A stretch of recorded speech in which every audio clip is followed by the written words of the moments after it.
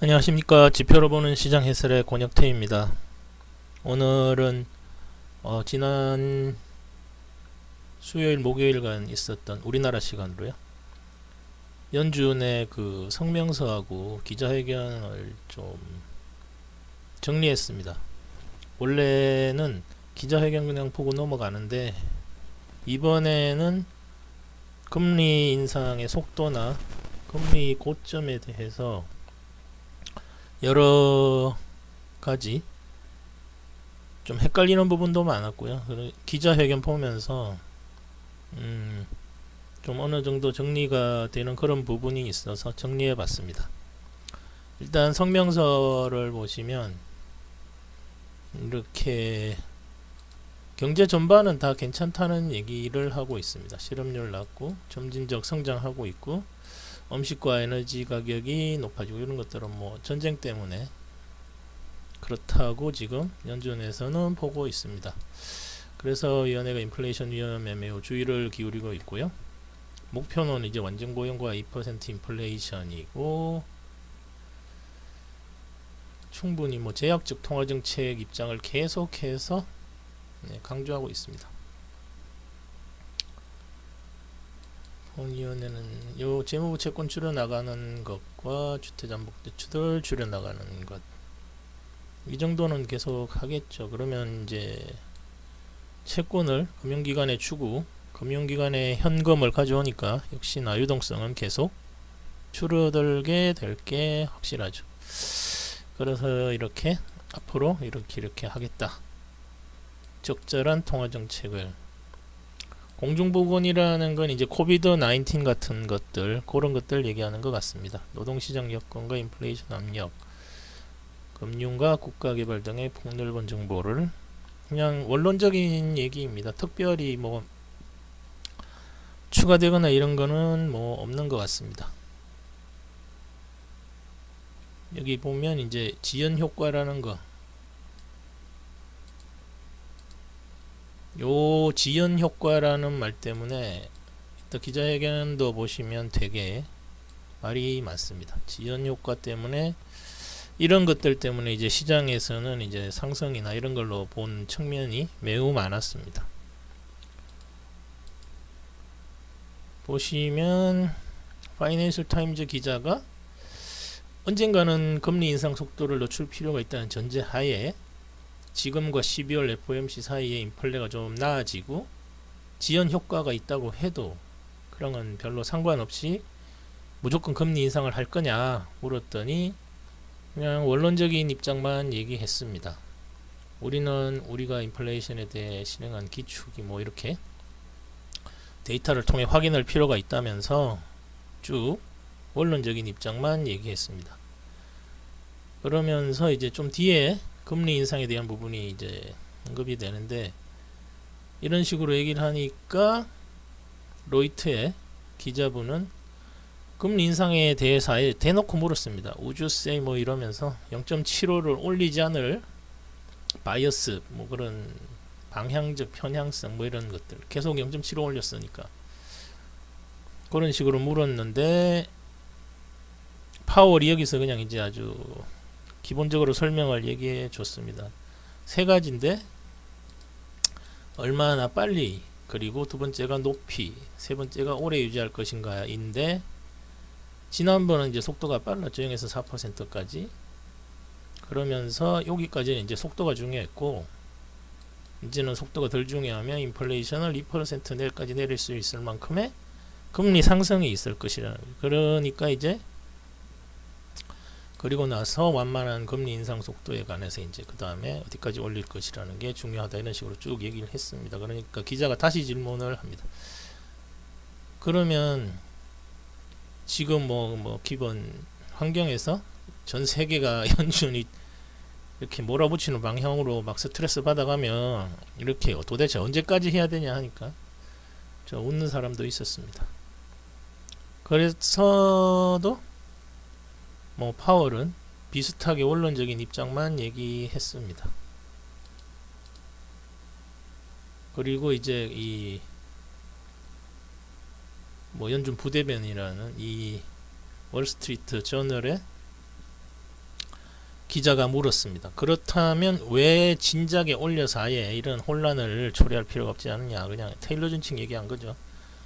PC 물가가 매우 높은 4% 후반에서 5% 근방에 있는데 테일러 준칙이라는 거는 물가보다 기준금리가 높아야 된다는 얘기죠. 1에서 2%. 그러면 지금 약 6에서 7% 정도의 금리로 지금 당장 2%를 올리면 인플레이션 죽을 게 거의 99%가 다들 확신하고 있습니다. 근데 왜 그렇게 하지 않느냐 하니까 파월이 또 원론적인 입장에서 여러가지 측정하는 시각이 있고 테일러 준칙도 그 중에 하나다. 인플레이션을 누를 만한 금리 수준으로 즉각적으로 올리면 인플레이가 잡히겠지만 나머지 다 죽겠죠. 뭐 하우스홀든이 다른 미국인들의 비즈니스들을 얘기하면서 망가뜨리는 게 목표가 아니다. 그러면서 그런 식으로 금리를 올려서 딱 해버리는 그 한 가지가 실행 방법, 가능한 실행 방법이라는 거에 뭐 전혀 거기 얽매이고 싶지 않다 뭐 이런 식으로 얘기했습니다. 그러자 이제 또 물었습니다. 인플레이션을 확실히 누를 수 있는 기준금리에 대한 평가가 있냐 그랬더니 그런 구체적 숫자는 가지고 있지 않으며 평가 모델이 있고 시장의 커밍 데이터에 따라서 뭐 이렇게 결정할 것이다 라고 얘기했습니다. 그러자 이제 뉴욕타임즈 기자가 그럼 뭐 이 시점에서 인플레이션이 완전히 시장에 장착된 시장에 완전히 확실하게 나타나고 있는 뭐 증거 같은 게 있냐 그랬더니 여기도 또 구체적인 언급을 피했습니다. 시장은 뭐 항상 인플레이션이 지금 발생하고 있고 그런 구체적인 숫자는 답은 없습니다. 이러면서 그러면서 이제 여기 이제 문제에 이제 파월이 열받은 듯이 얘기하는 그 부분이 나옵니다. 여기 분이 이제 워싱턴 포스트 기자분인데 성명서에 아까 제가 보여드렸던 여기 통화정책에 누적된 긴축효과, 경제활동, 인플레이션, 금융상황의 지연효과 이 부분을 이제 물어봅니다. 그 부분에서 뭐 어디서 나타나고 타임라인 같은 것은 어떻게 판단하는지 그러니까 뭐 상식적으로 당연히 금리를 높이니까 당연히 경제활동에 영향을 미치고 사람들이 저금리에다 대출을 해서 뭐 그렇게 발생하고 그 다음에 그러면 이제 부동산 가격이 올라서 인플레이션으로 가는 그런 기본적인 모형을 얘기하더라고요. 그러면서 이제 거기 이제 지금 워낙에 상황이 비정상적이고 뭐 그래서 정확히는 모르겠지만 뭐 저희가 과잉 긴축을 했다면 충분히 강력한 대형 도구가 있으면 금리 내리면 끝이죠. 뭐 금리 올리는 거는 어렵지만 1% 내리는 거는 뭐 코비드 19 시절에도 거의 2% 한 방에 내렸지 않습니까? 그거면 이제 끝이라는 얘기를 했습니다. 그러자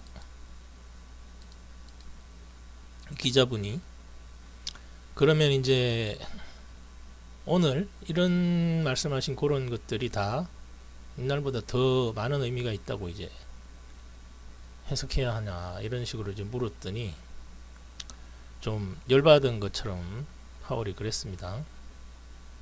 Yes, it is very premature to be thinking about pausing. So 네, 저 부분이 이제 그런 거죠. 이제 렛미 뭐 어쩌고저쩌고 하면서 지연 효과는 나중에 생각할 거며 지금은 아닌데 열받은 듯이 이야기는 꼭 뭐 해야 된다면서 레깅 효과를 얘기하면 사람들은 금리 인하를 컷을 생각하는데 절대로 그런 게 아니라면서 여기서부터 몇 번을 아주 강력하게 똑같은 얘기를 했습니다.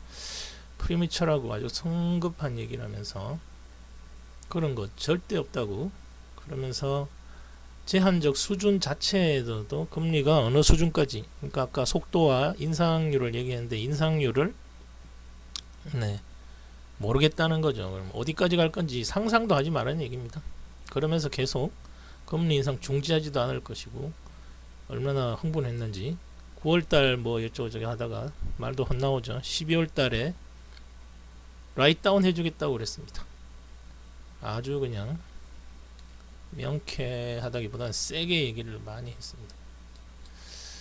이 부분 부동산 관련 질문이라 넘어가고요. 이게 부동산으로 얼마나 열받는 사람들이 많은데 어쩌고 저쩌고 하니까 부동산은 몇 년간 과열되어 있어서 지금 쿨링 다운 중이다. 별로 주의해서 잘들 하시오.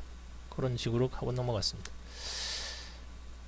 그러자고 나서 이제 요즘 나오는 임금과 스파이럴 이펙트로 나선 효과 이런 걸 얘기하는데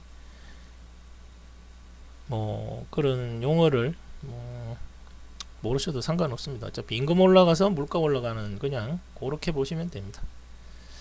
그랬더니 결론만 말씀드리면 얘가 임금으로 인한 이런 나세 효과는 기자는 있다고 보는데 파월은 그런 건 없다고 그랬습니다. 지금 자기가 그런 거 보지 않고 있다고.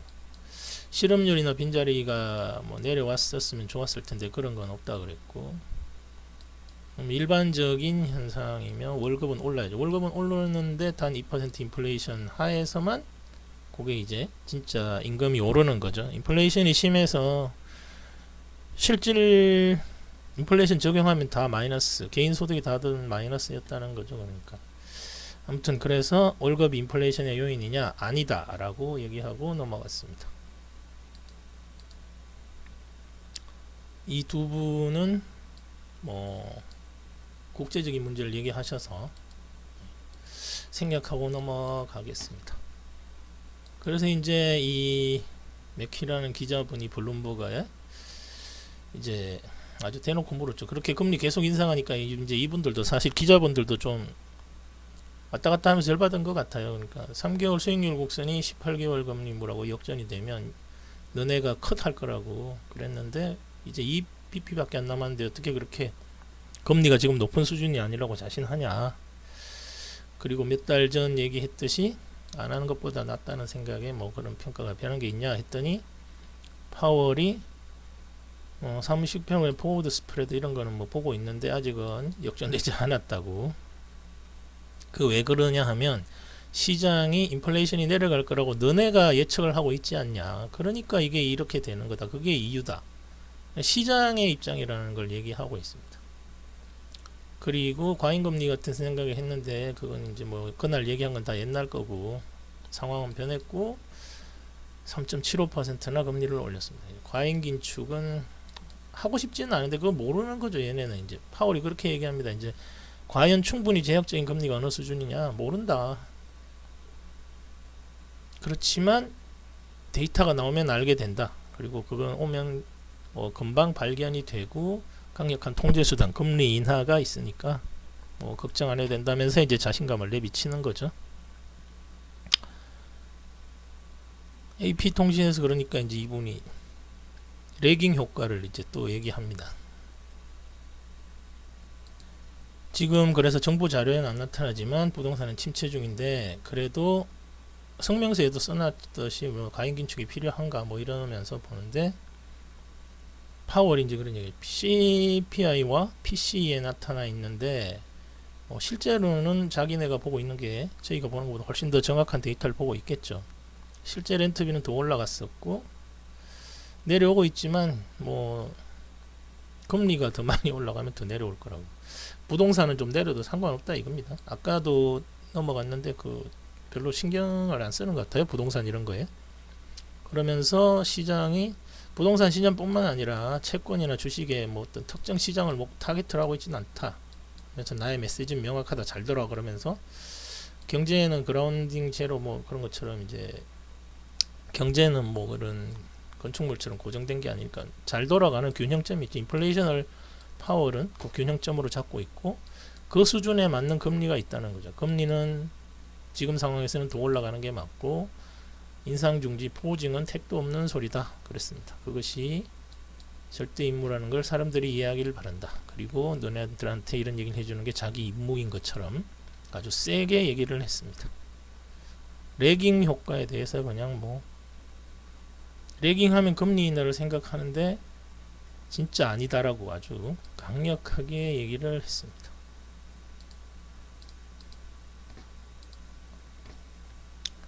그러자 이제 막판에 이제 물었습니다. 그러면 이제 2% 인플레이션 돌리기 위해서 어느 정도까지 뭐 긴축을 돈을 당기는 거죠. 타이트닝 하는 거, 뭐 소비는 어떻게 하고 이런 것들. 가구에 갖고 있는 자금들을 연준은 대체적으로 다 보고 있는 것 같습니다. 그래서 뭐 여러 가지 법안들을 만들었죠. 뭐 이렇게. 그러면 이제 뭐 수백억 달러가 톤즈 오브 빌리언이라고 그랬나? 예, 그래서 어떤 생각을 하고 있냐 물어봤더니 그 규모는 알 수 없지만 저축과 소비에 관한 돈들을 쓰게 만들 거다. 그러면서 수요가 살아 있으니까 시간이 해결될 것이며 여기는 뭐 주목하고 있다. 그러니까 시장에서 돈을 계속 걷어들이고 있고 금리는 올리고 있고. 그랬더니 이제 마지막으로 기자분이 또 물어봤습니다. 그러면 연착륙으로 가는 길이 좁아지는가? 이제 시장이 어떻게 반응하냐 이런 거죠. 또한 가능하리라고 보시나요? 그랬더니 연착륙으로 가는 길은 좁아졌다. 그리고 가능하다. 왜냐? 지금의 노동시장은 뭐 비정상적이고 많은 경제지표들이 영향을 주며 가고 있고 침체가 올지는 아무도 모릅니다. 그리고 우리는 안무는 물가 안정이고 지난 시간 동안 그렇게 하는 게 모두에게 혜택이 돌아갔다고. 저 인플레이션으로 돈 버는 사람은 없습니다. 그러니까 왜 연착륙으로 연결해졌다고 했더니 연준이 금리를 올리면서 인플레이션 하향 방향성이 나타나야 되는데 기대하고 있는 여러 가지들을 얘기했습니다. 그런데 그런 것들이 나타나지 않았다는 거죠. 그래서 금리를 더 올려야 하고 연착륙으로 가는 길은 좁아졌다고 봅니다. 그래서 기자회견을 정리를 하면 금리의 속도는 이제 줄이는 거 0.75는 없다고 보셔도 될 것 같습니다. 그렇지만 상승은 훨씬 더 높아지는 걸 얘기했고요. 그리고 그 수단으로서 소비를 워낙에 많이 하게 만들어서 돈을 다 시장에서 빼오게 할 거다. 그런 식으로. 그리고 금리를 올리면 당연히 기업 쪽에서 힘들어지겠죠. 자본 조달 비용이 높아지니까. 네, 이렇게 마치겠습니다. 감사합니다.